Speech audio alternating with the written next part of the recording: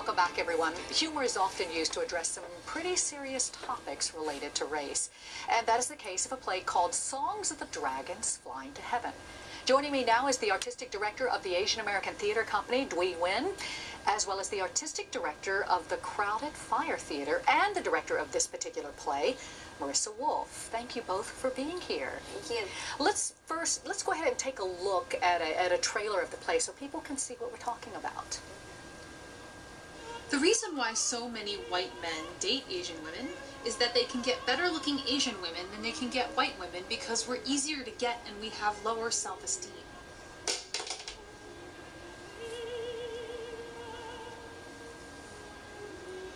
It's like going with an inferior brand so you can afford more luxury features. You know, it's minorities who have all the power.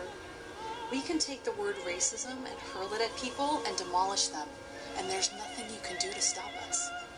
I feel so much pity for you right now. You know, I'm laughing, but it's a nervous laugh that's coming from you because these are things that people don't really talk about. Describe what we're seeing here. Well, the play itself is this beautiful, wild, sort of explosive piece about a Korean American woman sort of between the world of sort of her Korean heritage and her American identity. So you're seeing this, the humor, the tongue-in-cheek, and also the kind of scathing element of how this affects her life. And in particular, this segment is the intro, the very first monologue, and it features our main actress, Sydnie. And you know what I think is great about this piece is that it tackles, like you said, serious topics with humor. Like, for example, dating, interracial dating, which can be a very beautiful thing, or it can be a very beautiful mess. But it's something people really don't openly sort of talk about. It just sort of happens. And you know, typically, it's funny how, like, whenever we talk about Asian women, or Asian people in general, it's very graceful and there's some sort of a float, you know, going on, Yes. you know. But Young Jin Lee is very unique in that she is contemporary and she uses very dangerous jokes that are often transgressive. Marissa, you called her a fierce writer. We're talking about Young Jin Lee, who wrote this. What attracted you to her work? Well, Young Jin Lee is an incredible writer. She lives in New York, and her work has never been seen in the Bay Area before. And there's something about all of her pieces of theater that are almost theatrical events, and they sort of turn normal, sort of realistic theater on its head, so that you think you know what you're getting into, and then it sort of just turns it over. It's very subversive, which I love, and she draws you, and she does draw you in with humor.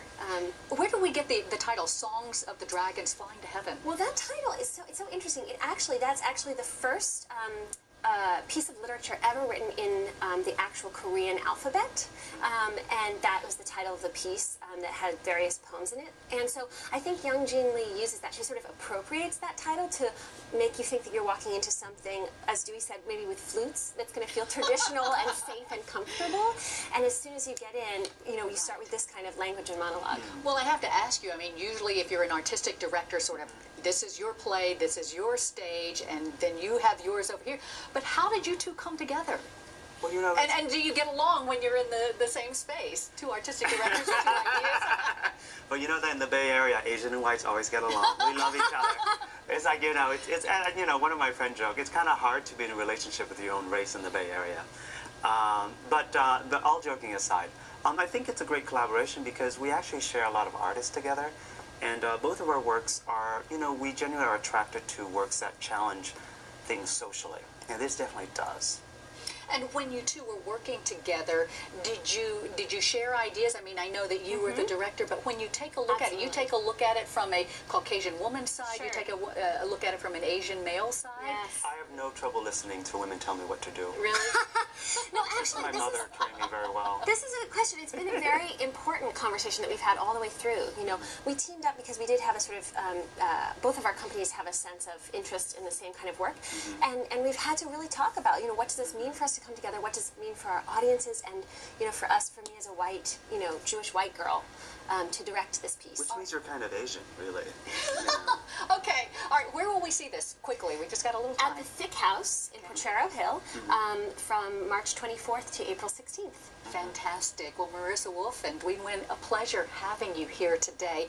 And want to let everyone know that you can find information on Songs of the Dragons Flying to Heaven on both theaters' websites. We have the Asian AsianAmericanTheater.org and CrowdedFire.org. Well, we've come to the end of another show, but we're going to be back again next Sunday with another edition of Bay Sunday. Thanks so much for tuning in.